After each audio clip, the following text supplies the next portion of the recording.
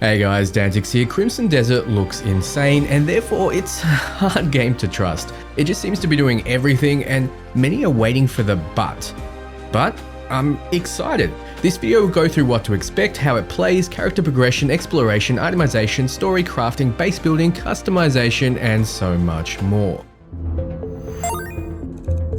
Crimson Desert is releasing March the 19th, so there isn't long to wait. It claims to be a seamless, massive open world. You can see it's taken inspirations from a lot of games like Dragon's Dogma and Zelda Breath of the Wild. More on Zelda soon. The game aims to give you the ultimate freedom to go almost everywhere and do almost anything. It's not a stretch to say they have the most ambitious goals we've seen in a long time, but the scary thing is they might actually pull this off.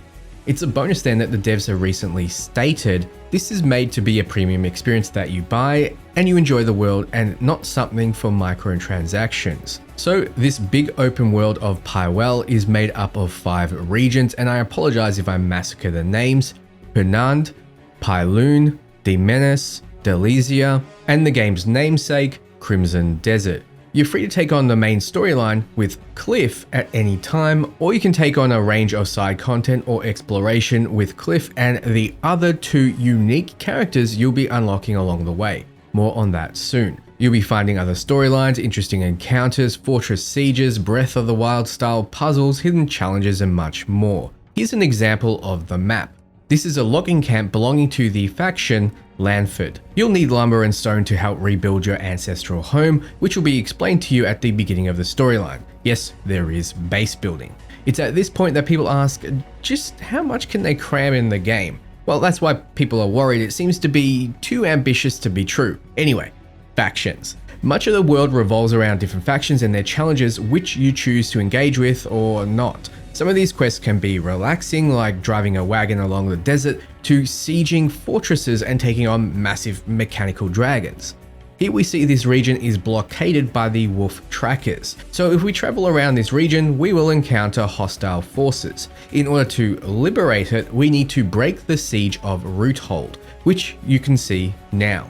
Gwen here is the boss, and once defeated, the area will be freed. Residents will return and the original faction will be grateful. You'll be rewarded for your efforts, an item that helps you advance your character, more on that soon, as well as a new weapon. But there is also consequences that I mentioned before. You'll have less hostile forces in the area now, and you'll also get more quests and rewards from the happy residents. Since the game doesn't hold your hand, you can explore until your heart's content, finding hidden secrets, new locations, or places to take in the view.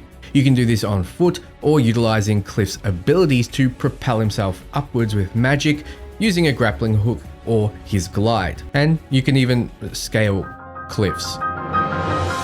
You can even use your grappling hook in creative ways, like turning a tree into a catapult, propelling yourself into an enemy encampment. Later on, you'll get access to a dwarven-made mech with missiles, or if you prefer the sky, a fire-breathing dragon. You'll find areas with interesting puzzles to overcome. The Abyss, which I hinted at before, is a mysterious realm brimming with secrets and untold power. Artifacts from it have fallen into the world. Here we see a mode that tracks its influence as shiny little dots. Travel to these areas to find the fragments as they offer and upgrade skills. How to find these sometimes require you to use physics in creative Breath of the Wild ways. Some require combat and others will be offered in missions. We saw one before for defeating the boss in a faction siege. Traces of the Abyss you find may open fast travel points, making exploration easier than in Dragon's Dogma at the very least. Eventually you'll enter the Abyss itself, but what you're doing here is a mystery. All that's mentioned is that the Abyss will put your wits to the test while you try to explore its broken balance. Gear though will also be found via combat in enemy camps, fortresses and strongholds, or on missions, or even be tucked away off the beaten path. More on that when we discuss combat. Exploring also rewards you with knowledge. Here we see the player scanning a fisherman, which in turn rewards him with the ability to fish. Knowledge can grant you information about areas and wildlife, grant you new skills, items, and much more. There's seemingly a large variety of NPCs of different races and a ton of different enemy types. The boss design is especially compelling and they come in a huge variety. Giant steel flying pterodactyls, massive beasts, scary witches and spiders. At first I was thinking the devs had no idea what style their game was, but this mesh of steampunk and fantasy is their style. Magic meets technology. But we can't talk about bosses without going through combat. How do you defeat your enemies? Well, the first choice in Crimson Desert is the character you'll be using. In another video I'll discuss them in more depth, but you have a fast martial artist, you have a big orc, and you have Cliff. The next choice will be the weapons you have equipped. It seems to be a Dragon's Dogma style system wherein your weapon determines a lot of your skills and what they can do. So of course there's a large range of weapons, and within those are subsets. Each character also has a huge range of, well, ranged attacks, unarmed attacks, and grapples to mix into combat with your weapon, which gives Crimson Desert an almost fighting game-like flow. This is not mentioning that you can imbue all of your attacks with different elements. We see wind, fire, nature, frost, and abyss here. You can also dodge and parry, which opens up more powerful follow-up attacks. You can use the environment or your movement skills to get further advantages in combat, but you won't start off with everything. In fact, you'll start off with barely anything, just basic skills and abilities to get you through. All the exploration and questing we mentioned before, well, that will help you progress from a basic soldier into a nightmare for your enemies. You'll find new weapons and abilities from combat by taking on sieges, outpost bosses, and so on. From exploring off the beaten path, completing puzzles, and finding secrets up in the abyss. And you'll be, of course, rewarded for finishing quests. Here is an example of progression. We see the player using 10 abyss artifacts to upgrade his stamina on Cliff. It seems like this is a zoomed in part of a skill tree, so no doubt there'll be more to it. Stamina is how it is in Breath of the Wild, where it's used for combat and exploration, letting you run and glide for longer in the world. So you might want to upgrade that quickly to aid your exploration, or you can simply do what I do and unlock all the cool skills first, like suplexes. There are a ton of skills to choose from, as you can see, so it's likely to be a hard choice. Note that the other characters, Domain and Onka, not sure if I'm pronouncing those correct, will have their own skills and likely need their own artifact investment. You'll also notice that there are 3 kinds of artifacts, most likely unlocking better skills and upgrades. Now, we mentioned before you can discover knowledge out in the world. Well, you can also learn skills from doing so. Here is the player discovering Force Palm. Here are some other skills you'll need to see in action before you learn how they're done yourself. But what is combat without powerful gear? If you look on your map, you're likely to find areas that help you acquire or upgrade gear, from quests to this smithy here. This is a Bolton hammer, which is a strict downgrade to the Wolf's Fang you already have equipped, as the Wolf's Fang is refined 3 stages and has 3 modifications. But we can just buy the hammer and then enhance the stats. Here we see it going from 10 damage to 12. To upgrade and craft gear, we can buy or find materials out in the world, given to you by mining, hunting, defeating bosses during quests, or exploring like everything else so far. I mentioned modifying. Here is the Abyss Gear Merchant who sells gem-like upgrades that fit in sockets on your gear, letting you apply things like increased attack speed and power, crit chance, and more. More slots become available to you as you upgrade your gear. The devs encourage you to experiment with different high-powered Abyss gear to see what you prefer. You can further modify yourself by defeating powerful bosses, which will give you access to their unique abilities and attacks, as well as grant unique bonuses. So it seems like there's a benefit to killing everything in sight. The combat system feels truly deep and quite extensive for those willing to put in the time. But why are you doing all this?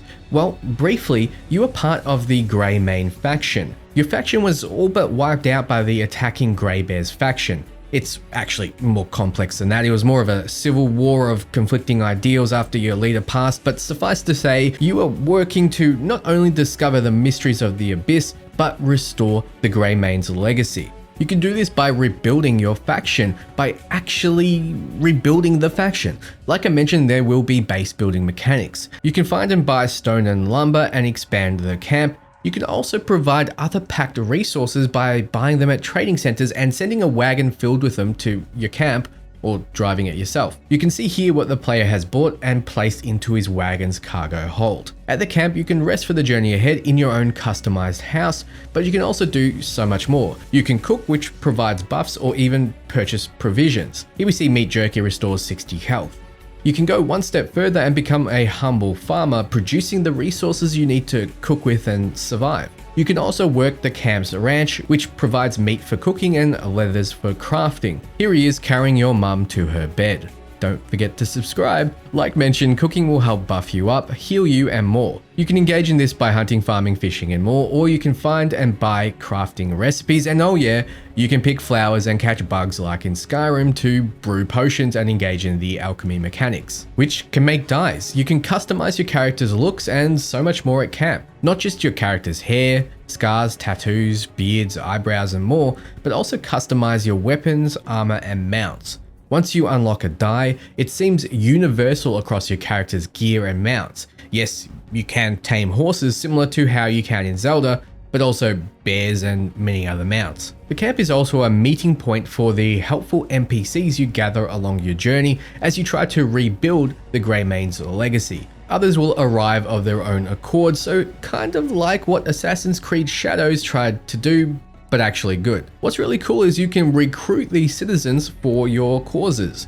Look at Luke here. You can see his stats and what looks to be his skills and room for leveling up. What can you do with him? Well, you can send him on his own missions. If citizens are dispatched, you'll see a list of missions and its reward. Here's building Marnie's Park statue. It requires 4 to 6 people, takes 2 days and 6 hours, and requires stone, wood, and other resources. It rewards you with 1k currency. What's nice though is that if you add extra NPCs or particularly skilled ones, the rewards increase. If you dispatch NPCs to blockaded areas like the area I showed before that gave the Frost Spear reward, you can order them to recapture the area. They'll make the recapture easier for you and keep the forces engaged, but if you exceed the amount required, you can have them retake it completely without you while you're off doing your own thing. What's interesting is you can see the battle play out if you stay on the screen. You might have them help you this way because you may prefer exploring the towns that aren't currently under siege.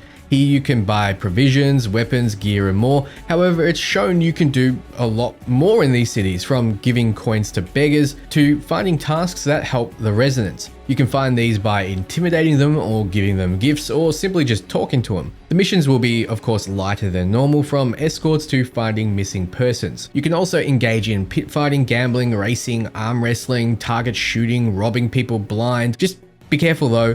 There's a set of laws in the game, and if you break them, your bounty will increase and the residents and guards will become hostile. Now that I've explained what to expect in the game, I thought I'd highlight some interesting clips. Here we see a non-boss enemy that encourages you to get on top and strike downwards. From what I've seen, there's a lot of different enemies with their own mechanics, and this is comforting. For example, you can completely optionally use the pillar to smack this boss around for big damage.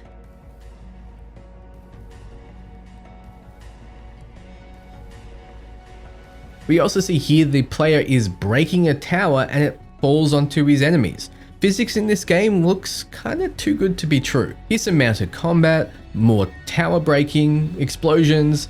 The combat looks complex, but I'm hopeful for the puzzles as well. Some seem simple, but these ones seem a bit more complex, and at the very least, the variety is there.